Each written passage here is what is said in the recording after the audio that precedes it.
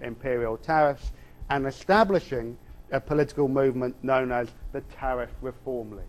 Okay? So free trade that had been absolutely at the center of liberal political economy, is beginning to be called into question by significant figures on the domestic political stage. And here you see Joseph Chamberlain, complete with his monocle, holding up the preferential baby, okay, the baby who is fed on the goods of protectionist of the imperial tariffs, and an emaciated free trade baby. Okay, this is how British workers will suffer and British children will suffer if there's the maintenance of free trade, and you get the agriculturalists, the grown-ups doing the same thing.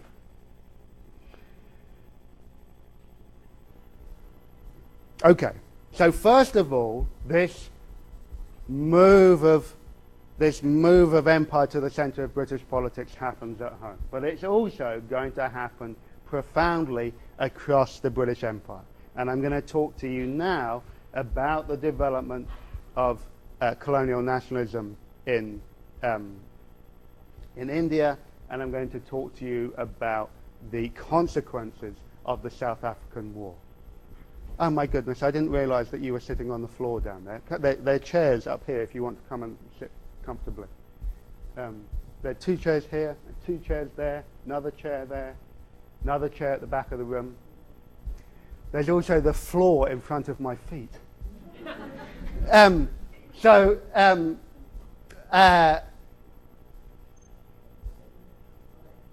okay.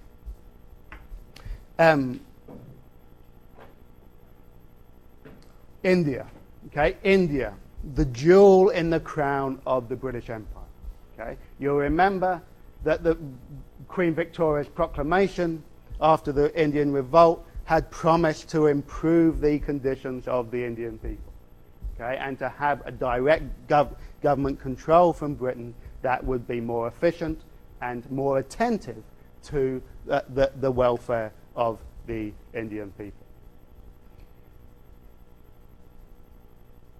It was not, shall we say, a stunning success. Even though the British government published something that it called the Moral and Material Progress Report each year to try and demonstrate the moral and material progress that British rule had brought to India. In fact, India was racked by a series of utterly devastating famines from 1859 through to 1899, and these figures are always hard to be precise on, but where we can have a reasonable figure of something like 15 million Indians die from various forms of famine death. Remember, that's almost half of the population of Britain at this time.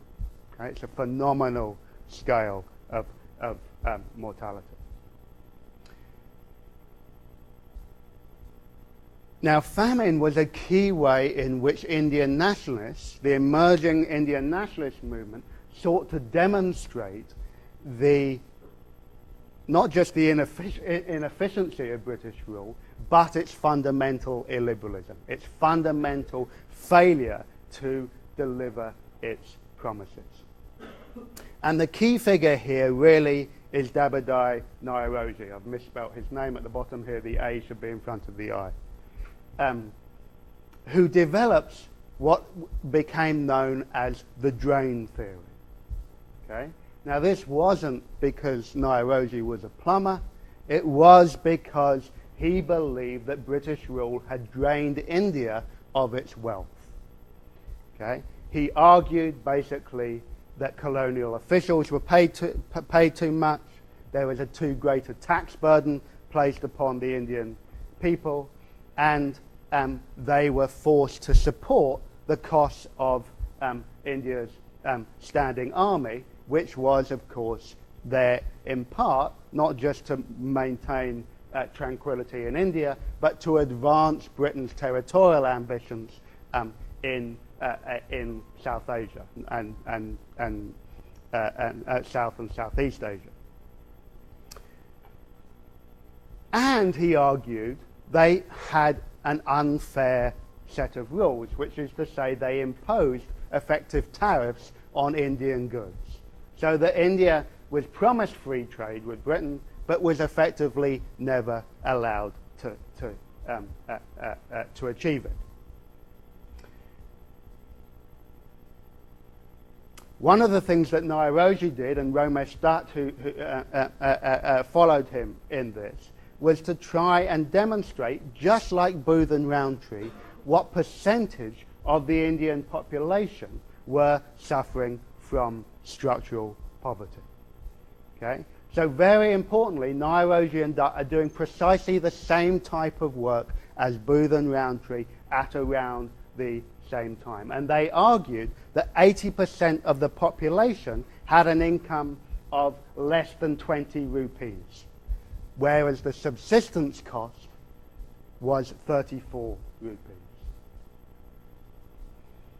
Okay, and famine then, it wasn't just this continuing level of poverty, it was that this resulted in a population unable to deal with the condition of famine. Famine became the ultimate sign of the drain of India's wealth and the degradation of its people. The ultimate proof that British rule had not brought moral and material progress. Now, Nairoji and Dutt were free traders. They were liberals. Nairoji stood as a Liberal MP in the British Parliament in the 1890s. Okay? They simply wanted free trade and a reduction of the tax burden on the Indian people. Okay? Madhav Renard comes up with a more radical position at the turn of the century. He calls for a specifically Indian political economy in a pamphlet that he writes in 1892. Okay, this is very like Mitchell's account after the Irish famine, where he called for a specifically Irish political economy. And it was the same argument, that liberal political economy wasn't universally true. Okay, that different countries had different conditions and they had to be treated differently.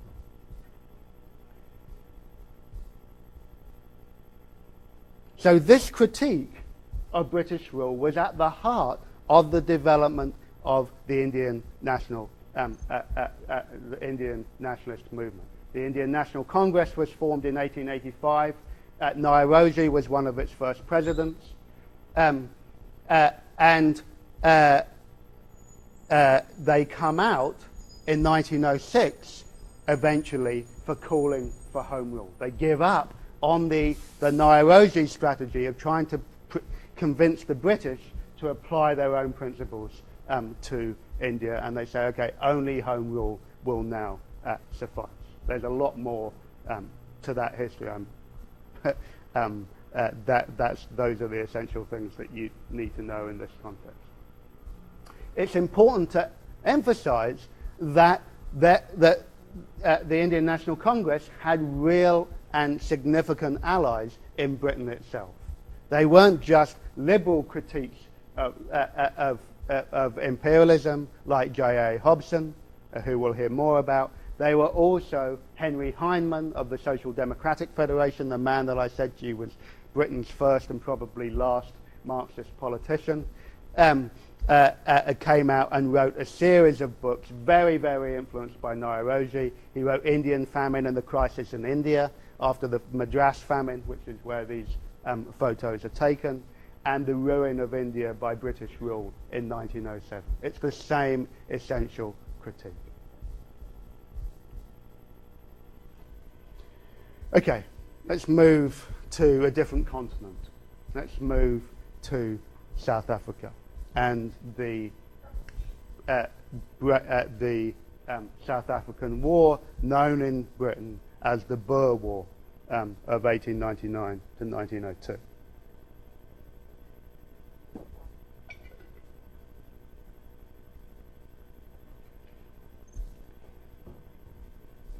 I'm not going to go into the causes of this war. What I do want to say is that it breaks out in 1899, and in 1900 in Britain there's a big election, okay? And there's a big election which becomes known as the khaki election, because the Conservative leader, Lord Salisbury, basically wraps himself up in the Union Jack and the case of being a war leader, leading his people to eventual victory in South Africa.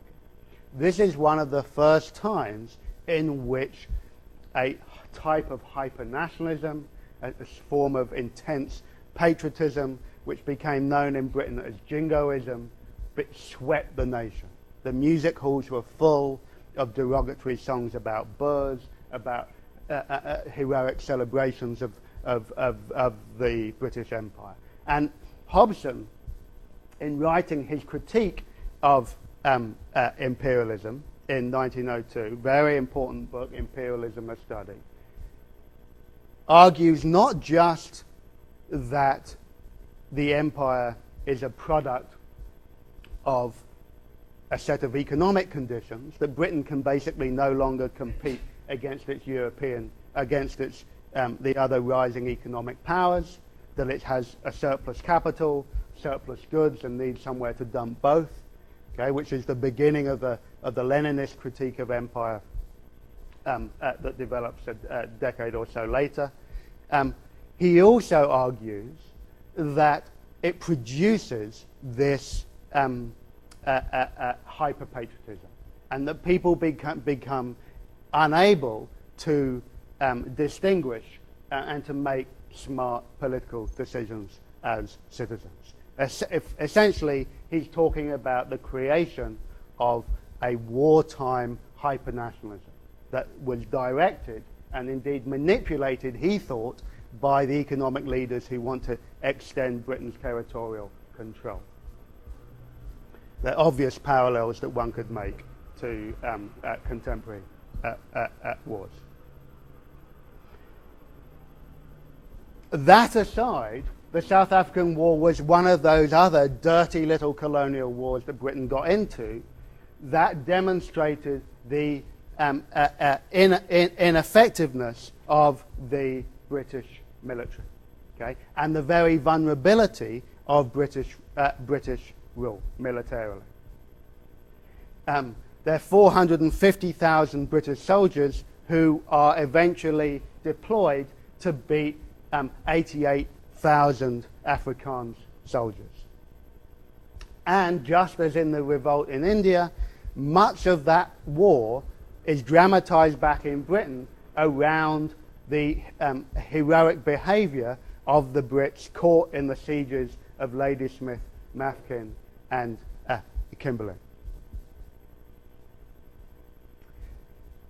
Now, the key part of this story for this lecture was the British invention of concentration camps, known not as concentration camps, but as refugee camps. A central part of Britain's military strategy became trying to lock down the mobility of the Afrikaan sort of guerrilla warfare tactics. Okay, so when they claimed a piece of territory, what the British did was then lock up the women and the children and the farmers, if there are any left, and the black Africans who worked for them or lived in those territories into so-called refugee camps, so that they weren't able to provide assistance to the men fighting the British military. Okay, so that was the military idea behind the concentration camp stroke refugee camp. This policy was exposed by Emily Hobhouse in a series of letters and articles to the Manchester Guardian, as well as by Henry Massingham in the Daily Chronicle. Suddenly, Britons were confronted with the tactics of their government. Okay, the 34 of these camps existed, and because